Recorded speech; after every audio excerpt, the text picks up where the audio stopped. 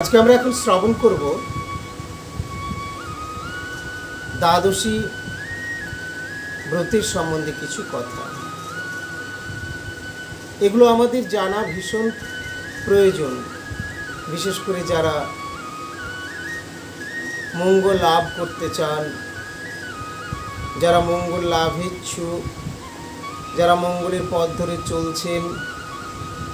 আমাদের প্রত্যেকের এগুলি জানা দরকার এবং এটি হলো অনুশীলন বা চর্চা। আমাদের যে প্রোগ্রেস হয় না তার মূল কারণ কিন্তু আমাদের অনুশীলন বা চর্চার অভাব। মহাপ্রভু তো বললেন যে এই হরিনাম থেকে তোমাদের সবার সিদ্ধি লাভ, ইহা হইতে সর্বসিদ্ধি হইবে সবার। তা আমাদের হচ্ছে না কেন? না, আমরা মহাপ্রভুর কথাটা সম্পূর্ণরূপে শুনছি না। কেননা পরক্ষণেই বললেন সর্বক্ষণ বলো ইথে বিধি নাহি আর। তুমি সবসময় সেটাতে মন দেবে, মন প্রাণটা লাগাবে, তবে তো তোমার সাধন ভোজন অনুশীলন হবে, তবে তো তোমার প্রাপ্তি হবে। বিনা অনুশীলনে তুমি কি করে পাবে? সাধন বিনা সাধ্য বস্তু কেহ নাই। আমরা বহু জন্ম ভ্রমণের পর এই দেবদুর্লভ মানব জন্ম পেয়েছি। এটা তো আমাদের হেসে খেলে উড়িয়ে নষ্ট করে দেওয়াটা বুদ্ধিমত্তার পরিচয় নয়। অন্তত সাধুগুরু বৈষ্ণব শাস্ত্রসমূহ সেই কথাই বলেন, তাই আমিও সেই কথাই বলবো যে দুর্লভ মানব জন্ম আমরা প্রাপ্ত হয়েছি ইতর প্রাণীদের মতো কাটানোর জন্য নয়। আমাদের জন্য ভগবান অনেক নিয়ম কানুন করেছেন, ইতর প্রাণীদের সেগুলো নেই। একটা কুকুরের সঙ্গে একটা মানুষের খুব বেশি তফাৎ দেখা যায় না তার জীবনযাত্রার মধ্যে। সেও প্রাণ ধারণের জন্য প্রাণ ধারণ করে থেকে অনেক কিছুই করছে বা করে, সেগুলো মানুষও করে। সেও খায়, ঘুমোয়, মানুষেও তাই করছে। কিন্তু মানুষ যে উচ্চ চেতনা সম্পন্ন, উন্নত চেতনা সম্পন্ন জীব, যেখানে সে তার বিচার বুদ্ধি ঠিক ব্যবহার করলে অনেক উচ্চ পর্যায়ে সে পৌঁছাতে পারবে, কিন্তু একটা ইতর প্রাণীর পক্ষে সেটা সম্ভব নয়। বাকি খাওয়া, ঘুম, বংশ বিস্তার, হিংসা, কাম, ক্রোধ, এই সমস্ত জিনিসগুলো সবার মধ্যেই রয়েছে। কিন্তু বহু ভাগ্যফলে কুকুর, বিড়াল অনেক জন্মের পরে 84 লক্ষ জনে ভ্রমণ আদির পর এই যে দেবদুর্লভ মনুষ্য জন্ম প্রাপ্ত হয়েছে, এই জন্ম প্রাপ্ত হয়ে যদি আমরা শ্রীহরির ভজনা করি, অনুশীলন করি, তাহলে আমাদের জন্মটা সার্থক হয়। শুধু আমাদেরই না, আমাদের পূর্বপুরুষগণ, আত্মীয় স্বজন, তাদেরও সকলের মঙ্গল হবে, উদ্ধার হবে যদি আমরা ঠিকভাবে সেই পথটা ধরি। এই জন্য ভগবান আমাদের কল্যাণের কথা চিন্তা করে এখানে আমাদের কিছু নিয়ম চালু করেছে। কিছু নিয়ম বলতে তোমরা এগুলো করবে, এগুলো করবে না, এরকমভাবে বিভিন্ন নিয়মাদি রয়েছে। তার মধ্যেই একাদশী ব্রত পালন, কার্তিক ব্রত পালন, কার্তিক ব্রত বা নিয়ম সেবা, শ্রী জন্মাষ্টমী ব্রত পালন, শ্রী রাধাষ্টমী ব্রত পালন, এইভাবে ভক্ত বৈষ্ণব বৃন্দকে শাস্ত্র নির্দেশ করেছেন এই ব্রতাদির সম্মান করতে। আর যখনই আমরা ব্রত আদি উপবাস পালন আদি করি, তার পরের দিনে আমাদের আবার পারণ থাকে। অনেকগুলো কারণ, পঞ্জিকা যারা করেন সেই সমস্ত গণনাকারীগণ, জ্যোতিষ পণ্ডিতগণ, তারা বিভিন্ন দিক দেখে সময় তিথি ইত্যাদি বিশ্লেষণ করে শাস্ত্রের নির্দিষ্ট সময় অনুসারে আমাদের পালনের সময়টা তারা স্থির করে দেন। আমরা সকলেই সেটা ঠিকভাবে বের করতে পারবো না, কেননা শাস্ত্রের এখানেই যদি একটা হয়তো কথা বলছেন, যেমন দ্বাদশীর দিনে আমাদের শ্রী বিগ্রহের স্নান নিষেধ, আমরা এটাই জানি, পরিভক্তি বিলাসে রয়েছে। আবার পরক্ষণে আরেক জায়গায় রয়েছে যে দ্বাদশীর দিনে শ্রী বিগ্রহকে স্নান করানো যাবে, যেতে পারে, কিন্তু এখানে দিনে বলতে দিবসে নয়, রাত্রি, এবং সেটা গ্রীষ্মকালে, শীতকালেও না, গরমের সময়। তো ঠিক এইরকমভাবেই কিছু কিছু বিধিনিষেধ। তাহলে এইগুলো আমরা কি করে বুঝবো? না, এইগুলো আমাদেরকে জানতে হলে, বুঝতে হলে আমাদেরকে সাধু সঙ্গে আসতে হবে। কখন কোনটা গ্রহণীয় বা বর্জনীয় বা কোনটা আমাদের কিভাবে মেনে চলতে হবে, এগুলো আমাদেরকে সাধুর কাছ থেকে শিক্ষা নিতে হবে, গুরু বৈষ্ণবের কাছ থেকে। এই জন্য যাও, ভাগবত পড়ো, বৈষ্ণবের স্থানে একান্ত আশ্রয় করি চৈতন্য চরণে। এখানে ভাগবত পড়ো মানে ভাগবত শিক্ষা করো, তত্ত্ব সিদ্ধান্ত এই সমস্তগুলো জানো। নিজে নিজে জানতে গেলে হবে না। বাজারে আপনি দোকানে গেলে অনেক গোপাল বিগ্রহ, কৃষ্ণ বিগ্রহ, গৌরনিতাই বিগ্রহ, আরও কিছু পেয়ে যাবেন। মালা তিলকের অভাব নেই, কিন্তু এই মালা যদি আমি নিজে নিজে পরে নিই, তাহলে সেটা শাস্ত্র লঙ্ঘন কার্য হবে। শাস্ত্র এভাবে নির্দেশ করেনি।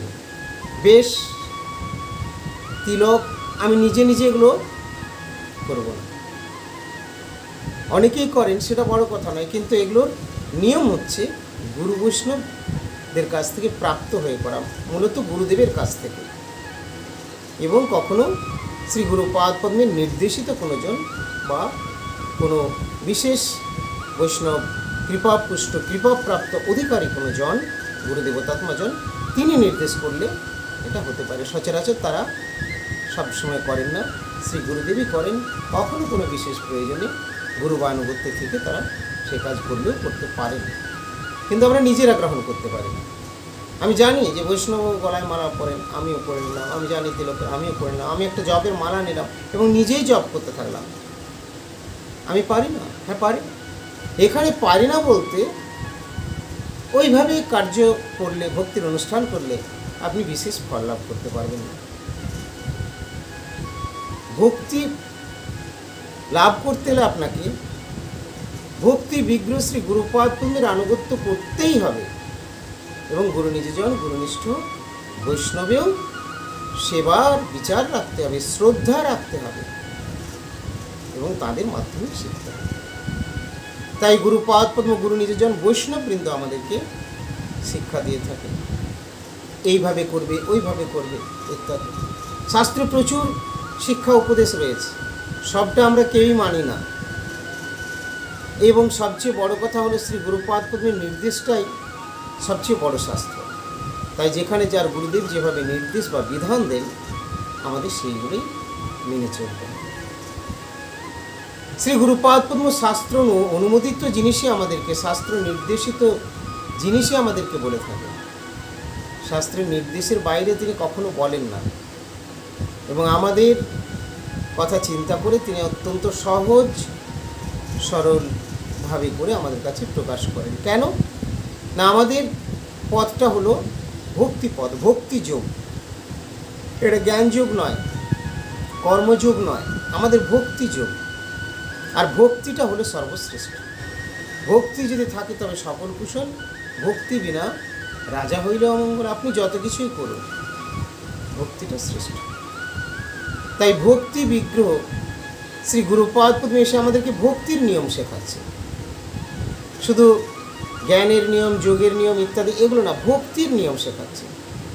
এবং ভক্তির নিয়মে তিনি বলছেন, গোবিন্দ কী করে প্রসন্ন হন না, ভক্তা তুষ্যতি কেবলম নচ গুণৈর ভক্তির প্রিয় মাধব। মাধব শ্রীহরি গোবিন্দ হলেন ভক্তিরই বশীভূত। নচ গুণৈর, তিনি কতকগুলো ক্রিয়াকলাপ বা গুণের বশীভূত না। জড়জাগতিক যোগ্যতা, গুণ আমার সৌন্দর্য আছে, আমার রূপ আছে, আমার বিদ্যা বুদ্ধি পাণ্ডিত্য আছে, এগুলোর বশীভূত তিনি না। তিনি কেবল ভক্তির বশীভূত। তো সেই ভক্তিটা আমাদেরকে জানতে হবে। আর ভক্তিটা পাবো কোথায়? ভক্তি বিগ্রহ শ্রী গুরুদেবের কাছ থেকে। তা আমরা তো সবাই গুরুদেবের কাছে আসি, অনেকজন আসে, কিন্তু তা আমাদের এত ভালো রেজাল্ট কেন হচ্ছে না? এত ভালো কেন? ভালোও হচ্ছে না। আমি তো দেখি স্কুলে যদি 100টা স্টুডেন্ট আছে, তো শতকরা বোধহয় 70টা ফেল বেরোচ্ছে, পাস তো দূরের কথা। আমাদের বর্তমান সমীক্ষা থেকে আমি বলছি, কেন? তার উত্তর হচ্ছে যে আমরা ঠিক ভক্তিতে মনোনিবেশ করিনি। আবার যদিও গোটা কত পাস করছে, তো ওই 30 নম্বরের মধ্যেই থাকছে। আগে 30-এ পাস ছিল অবশ্য, এখন জানি না কত, তো 30 নম্বরের মধ্যেই থাকছে। 30-32 টেনে পেয়ে ভালো রেজাল্ট তো নেই। 100%, 100% বা 90%, 8%, 70% তো দূরের কথা। টেনে টুনে পাস 30 থেকে 35-40-ও হয়তো ঢুকছে না, যদি 2-4টে হচ্ছে। এই অবস্থা কেন? আমাদের চর্চার অভাব, অনুশীলনের অভাব, এবং শাস্ত্রের কথাগুলোকে মান্যতা আমরা দিচ্ছি না। আমরা গাছে না উঠতে এক কাঁদি বলে না, আমার তো দীক্ষা হয়ে গেল, আমি গুরু পেয়ে গেছি, গুরুদেব মালা তিলক দিলেন, বেশ। গুরুদেব তোমাকে বীজ দিলে, ভক্তি বীজ। শিষ্য তোমাকে তোমার কার্য করতে হবে।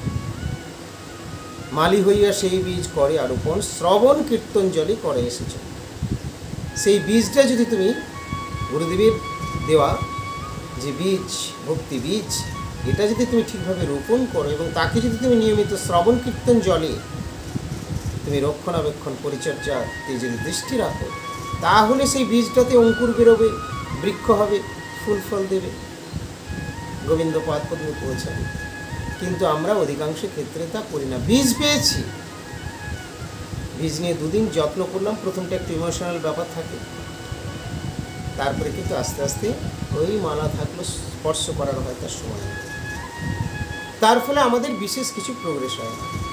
আর যেহেতু আমাদের প্রোগ্রেস হয় না, সেদিকে আমরা স্বাদ পাচ্ছি না, আরও চর্চাতে আমাদের মনও হয় না। তার ফলে আমরা জড়ে জাগতিক বস্তু নিয়ে খুব বেশি মাতামাতি করে রয়েছি। আমরা যা দেখি, এখানে দেখছি, তার থেকে আমি বলছি। কিন্তু এটা হওয়ার কথা নয়, হওয়া উচিত ছিল না। এবং তার জন্য শাস্ত্র আমাদের পথ দেখিয়েছেন। আর শাস্ত্রের কথাটা আমরা সব বুঝবো না, বোঝাবেন গুরুদেব। এই জন্য শাস্ত্র বিগ্রহ রূপ ধারণ করেছেন, গুরু রূপে আসছেন আমাদেরকে বোঝানোর জন্য। গুরু নিজেজন বৈষ্ণববৃন্দ রয়েছে, কিন্তু তাদের কথাও আমরা শুনছি না। তার ফলে আমাদের কোনো প্রোগ্রেস হচ্ছে না। তাদের কথা যদি আমরা শুনি, তারা আমাদেরকে কি বলবেন? গুরুদেবের দর্শন সাক্ষাতে কেউ আসলেই গুরুদেব হয়তো কথা প্রসঙ্গে বলেন একাদশী করবেন। একাদশী করবেন, তবে তো একাদশীর কৃপা হলে, প্রভুর শুভদৃষ্টি হলে সমস্ত বাধা বিপত্তি অমঙ্গল দূরীভূত হবে। একাদশীটা শুরু করুন, ব্যাস। নিরামিষের কথাও প্রথমে শ্রী গুরুদেব বলেন না। পরে একাদশী করতে করতে 2-4 মাস যখন করেন, অটোমেটিক একাদশীর কৃপা হয়, ভগবান শ্রীহরি রাধা মাধবের কৃপা হয়, গুরু গৌরাঙ্গের কৃপা হয়। তার ফলে তার ধীরে ধীরে ইচ্ছে হয় যে না, আমি নিরামিষ আদি ভোজন করবো। এই তো প্রথমেই যখন কেউ একাদশী ব্রতাদি শুরু করে, তখন হয়তো পূর্ণ নিরামিষ হয় না। কিন্তু তারা যদি আংশিকও শুরু করেন, অর্থাৎ যারা একাদশী করছেন, তারা যদি একাদশীর আগের দিনটা একটু যত্ন নেন, তাহলে খুব ভালো হয়। আর পরের দিনটা তো দ্বাদশীর কিছু নিয়মকৃত্য তো রয়েছে। দ্বাদশীর দিন প্রত্যুষেই শয্যা ত্যাগের পর শুচিশুদ্ধ হয়ে ভগবানের শ্রীপাদ পদ্মে ফুল জল এই জন্যই বললাম, যিনি যেভাবে শ্রদ্ধা নিবেদন করেন, সামান্য হতে পারে, আরও কিছু বিশেষ হতে পারে ইত্যাদি। এবং তারপরে তিনি পারণ করবেন। পারণের সময়ের পূর্বে পঞ্জিকায় পারণের সময় দেওয়া থাকে, তো তার পূর্বে এই পারণটা কিন্তু ব্রততে যা চলে না, সেই জিনিসটি ভগবানকে ভোগ দিয়ে আবার গ্রহণ করা। তো পারণের দিনে, বিশেষ করে দ্বাদশীর দিনে যদি আমরা ভগবানের চরণ তুলসী মুখে নিয়ে এবং ভগবানের যে প্রসাদ আদি রয়েছে, বাল্য প্রসাদ, মধু প্রভৃতি, এগুলো নিই, তাহলে আমাদের পারণটি খুব ভালো হয়। আর এই সঙ্গে আমাদের দ্বাদশীর দিনের অবশ্য আরেকটা কথা মনে পড়ে গেল, মধুর কথা বলতে গিয়ে। দেখুন, আমি আগেই বললাম যে এখানে যদি এটা অ্যালাউ করা আছে, তো অন্যত্র আবার সেখানে বলছে এটা এইভাবে চলে না। তো তার অনেকগুলি কারণ রয়েছে। সব শিক্ষাটা, সব জিনিসটা কিন্তু সবার জন্য নয়। এই যে এত বিধিনিষেধ রয়েছে, এগুলো কেন না, বিধিনিষেধগুলো সব হচ্ছে ভক্তির দাস। যত সব বিধিনিষেধ সব ভক্তির দাস। ইহাতে সংশয় যার তার হয় না। একজন বিধি করার জন্য ব্যস্ত,